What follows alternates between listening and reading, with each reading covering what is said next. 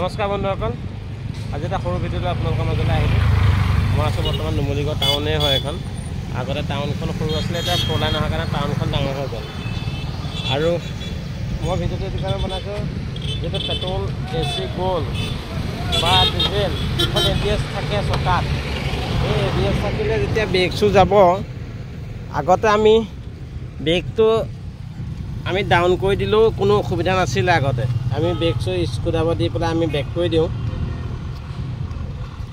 এইটো আমি ইয়াত ভৰাই যদি আমি আগতে পুৰণা গাড়ীবোৰত ইমান দিগদাৰ নহয়। এতিয়া আমি যদি ব্ৰেক কৰোঁ, কিন্তু নিপুলটো খুলি ল'ব লাগিব। নিপুলটো এইটো কাৰণে খুলিব লাগিব, যিহেতু ABS আছে। যেতিয়া আমি ব্ৰেকটো ডাউন কৰি দিম, এইপিনে যদি ব্লিডিং নকৰোঁ, যেতিয়া ব্ৰেকলটো মাষ্টাৰ চিলিণ্ডাৰ যাব, তাতে ABS লাইনটো আছে, তাতে ABS লাইনটো মই জ্বলি থাকিব। আৰু ABS লাইনটো কাটিবলৈ হ'লে বেলেগ এটা ছিষ্টেম আছে, আমি লেপটপত গৈ কাটিবলগীয়া হয়। যদি আপোনালোক কোনোবাই বন্ধুৱে ব্ৰেক শ্বু চেঞ্জ কৰিবলৈ বিচাৰে, এতিয়া আমি এইটো ঢিলা দিম। ঢিলা দিয়া হ'ল, এইটো পিষ্টনটো ঠেলি দিলোঁ আৰু ইয়াতে ব্ৰেকল ওলালে, ইয়াত ব্ৰেকল। এতিয়া আমি নটটো টাইট কৰি দিব লাগিব। টাইট কৰি দিলোঁ। এনেকৈ যদি কৰা হয় বন্ধুসকল, ABS লাইটটো নজ্বলে। ফুটাটো কেনেকৈ আছে, এইটো এই নটটো ঢিলা দিব। এই নটটো ঢিলা দিলে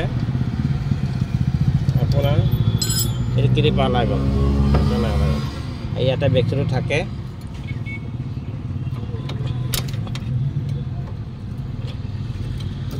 এইটোৱে ব্ৰেক শ্বু হ'ল।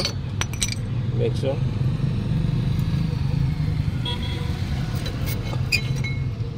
শ্বু খাই গ'ল। ব্ৰেক শ্বু অৱস্থাই নাই। আৰু কেনেকৈ লগাই দেখাই আছোঁ মই। এইটো ভিতৰৰ ফালে থাকিব। ইয়াৰ অৰ্থটো হ'ল এইটো যে ক্ষয় গ'ল যে বন্ধুসকল, এই পাতিটো ক্ষয় গ'লে ব্ৰেক শ্বু চাউণ্ড দিয়ে। আৰু এইটো যেতিয়া মাংসটো যেতিয়া লেডাৰটো আদৰি যাব, তেতিয়া চাউণ্ড দিব। এইটো হ'ল এই পাত, সেইটো কাৰণে ভিতৰৰ পাতটো লগোৱা হয়। ভিতৰৰ পিনে লগাই দিছোঁ মই ধুনীয়াকৈ।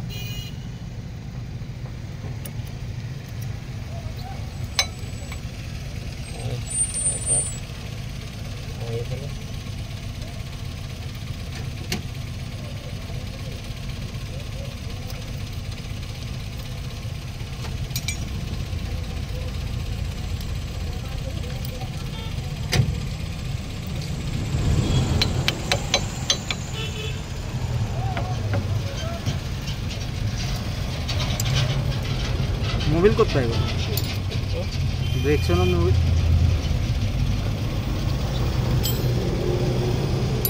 এইটো যদি আমি এনেকৈ নকৰোঁ, ABS লাইটটো জ্বলি যাব। কোনটো? ABS লাইটটো, ব্ৰেক অট'মেটিক চিষ্টেম হৈ যায়। এইটো আগৰ দিন নাই। আগতে ডাইৰেক্ট ঠেলা মাৰি দিলে হয়।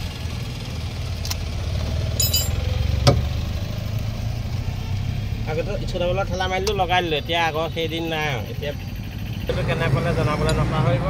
আৰু এনেকুৱা সৰু সৰু ভিডিঅ'লৈ আপোনালোকৰ মাজলৈ আহোঁ। যদি মোৰ ভিডিঅ'টো ইউটিউবত চাই আছে, এবাৰ ছাবস্ক্ৰাইব কৰি ল'ব ভিডিঅ'টো। ধন্যবাদ। আৰু যদি ফেচবুকত চাই আছে, ফ'ল' কৰি দিব। ধন্যবাদ।